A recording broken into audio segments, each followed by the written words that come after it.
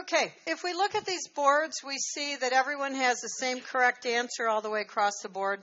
I see 4.34 and 4.35. That's all the digits we're sure of, one with some uncertainty, and so those are the same answer within sig figs. And to get there, we had to start by finding the Ka for the conjugate acid of the weak base hydrazine, because this is hydrazinium bromide. So the Ka is equal to Kw divided by Kb, and we get 1.0 times 10 to the negative eighth for our Ka. We know Ka is equal to the H plus times the B, or the hydrazine in this case concentration, divided by the hydrazinium concentration. When we rearrange and solve for X, X is representing the hydrogen concentration, and so we get 4.6 times 10 to the negative fifth molar. The pH is 4.34. Now, what I found interesting walking around the room is I heard somebody say, oh, I did this totally wrong and I got the same right answer. Well, the thing is, it wasn't done totally wrong. The individual who said that had done this as a base calculation. You can calculate it as a base, or you can calculate it as an acid, as long as you have the numbers in the right place and you know what's going on in there. Because if you look at this, here I could say my generic was my protonated base, BH plus, gives B plus H plus. And I knew that this had an initial concentration of 0.20 molar. And then I used my Ka is equal to the concentration of B times H plus divided by 0.20 molar. Right? So this would be X and X. Now, what if you did go backwards? What if you said it's base plus water gives BH plus OH? If you set this up saying that originally this is 0.20 molar and this are 0, and you used a Kb, you will get the same correct answer. Does that make sense? So that's something that you'll see. It may be easier to do them backwards for some of you. And if you think backwards and that works, then it's okay to do that way. You will get the same correct answer. What's important is, if you have an acid on the left, you better be using a Ka. And if you've got your base on the left, make sure your numbers are under the right species, and then if base is on the left, you use a Kb. But you can go backwards and it will work, which is part of the coolness of it and also part of the frustration as a learner. Because you get like, wow, what's going on? If it works both ways, how do I know which way to choose? Just think about what's in my beaker, and that's going to help you learn to choose. And we're going to practice that over and over till you're sick of what's in my beaker. You're going to be sicker of it when you see it on the quiz and it says, what's in my beaker? And instead of doing the math, which you're really good at now, because we've been doing the same math over and over, you have to actually figure out chemically what's in that beaker. Okay, we looked at an example of a cation behaving as an acid. Now we'll look at an example of an anion behaving as a base. So the conjugate bases of weak acids affect the pH of aqueous solutions. Because we have our weak acid's conjugate base, we call it A minus, plus water, is in equilibrium with HA plus hydroxide. Before we said B plus water made BH plus OH minus. So here my base was neutral and my protonated base had a positive charge. Here my base has a negative charge and my protonated base is neutral. But it doesn't matter, there's still an acid-base conjugate pair with the acid having one more proton. What's the pH of a 0.1 molar sodium hypochlorite solution? Sodium hypochlorite is a salt. So we think about, what does the salt do? Well, the salt dissociates completely. This is a one-way street. This is not an equilibrium.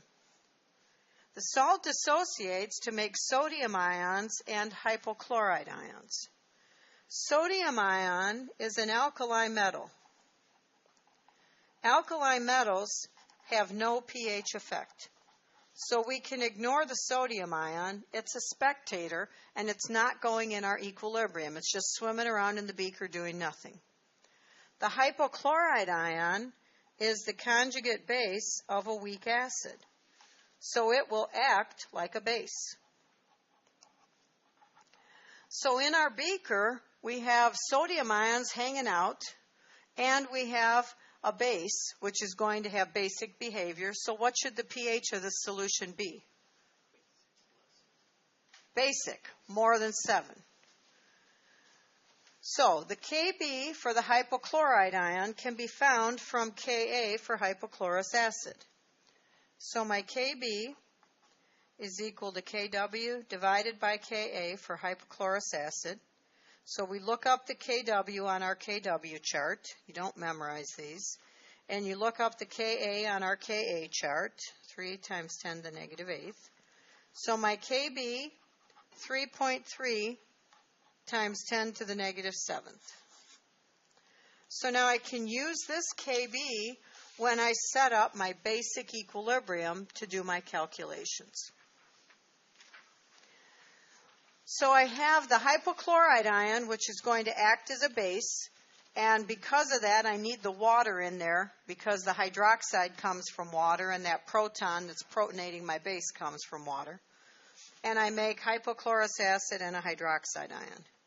And I know my Kb, 3.3 times 10 to the negative 7th. We ignore water, as always, because it's a pure liquid, so it doesn't get included in our chart.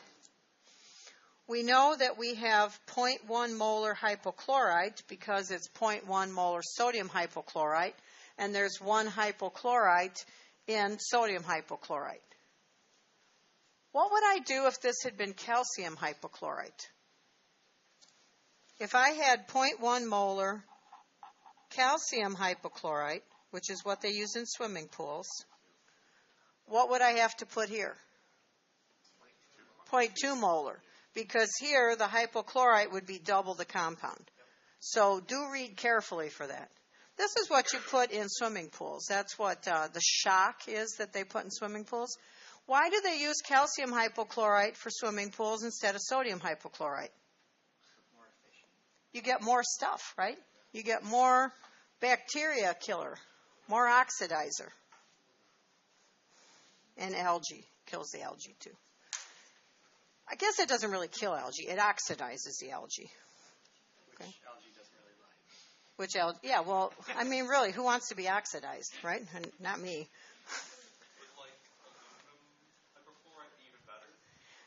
Aluminum hypochlorite would have 3, so that would be even better. But aluminum is one of those funny ions that has a pH effect. So I don't know if it would be a problem or not because aluminum ions are basic. So if you put that in, it would tend to raise the pH of the pool. And you want the optimum pH of the pool is just very slightly basic. You want a pool pH to be, I think it's around 7.4 is the optimum pH for a pool. Yeah, something like that, where boron is a +3, but boron salts are expensive. So they're not going to sell that at Walmart in the summer. You know, I mean, think the alkali metals, they have advantages. They're cheap and readily available. Okay? We talk about that in Chem 111 a little more. You know, like the girl next door. You just hook it up with alkali metal. You can get to the dance. Or the girl next door goes to the dance. You don't take metal to the dance. Or if you want to get it in solution, you just hook it up with an alkali metal and it'll dissolve.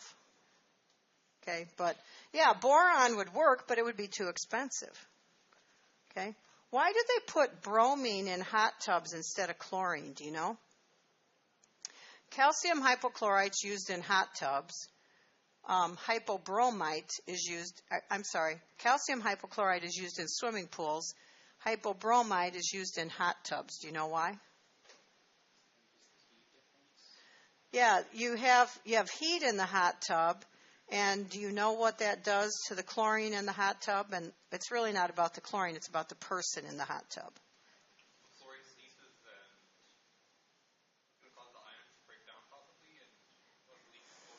Yeah, it's not that fancy.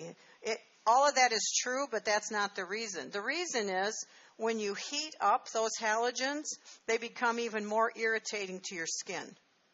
And so if you heat up the chlorine, it becomes really irritating to your skin.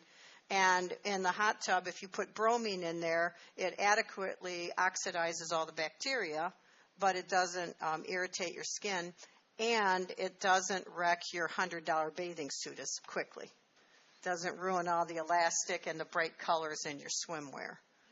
So that's why they do it, is because then, you know how you get that like dried out, nasty skin feeling from going in a hot tub?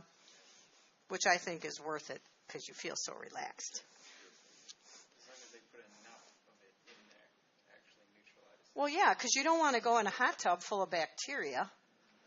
And you don't want to go in a hot tub when you open the cover and you look in there and see green, because that's just nasty. So the goal is to have enough in there. And the bromine is actually, those compounds are a little more expensive, but you can use less of them. So it works really well, and it's not as hard on your skin. Okay, so the hypochlorite. And what else do you know hypochlorite from? Sodium hypochlorite is what in your everyday life? Bleach. Okay, that's bleach. So 0.1 molar, we have zeros everywhere else. Same old, 1-to-1-to-1 stoichiometry, minus x, and x. At equilibrium, 0.1 minus x, and x. Because Kb is small, 10 to the negative 7th, we can assume x is small. So this is about equal to 0.1 molar. So we know our Kb is equal to the hypochlorous acid concentration times the hydroxide concentration divided by the hypochlorite concentration. So that's going to be equal to 3.3 times 10 to the negative 7th is x times x divided by 0.1 molar. So now multiplying across, 3.3 times 10 to the negative 8th is equal to x squared. X now is representing hydroxide. So this is different than the last example. In the last example, X was the hydrogen ion concentration, and that is equal to 1.8 times 10 to the negative 4th molar. From this, we find our pOH. It's equal to 3.74. This says nothing about temperature, so we'll assume we're at 25 degrees. So the pH is pKw, which is 14, minus 3.74. So my pH is 10.26. And then we ask ourselves, does that seem like a reasonable answer? And the answer is yes, because it's basic, James. Are there situations like where you'll give us the conversion if you give us a different temperature? If there was a different temperature, you would have some information in your possession. It might be written in the problem. It might say at 60 degrees, where kW is equal to whatever, or there may be a kW chart at different temperatures attached to the back of whatever activity you're working on. Now, there's homework problems that say that, and I expect if it's in a homework problem, you open the book and find the chart. Ethan?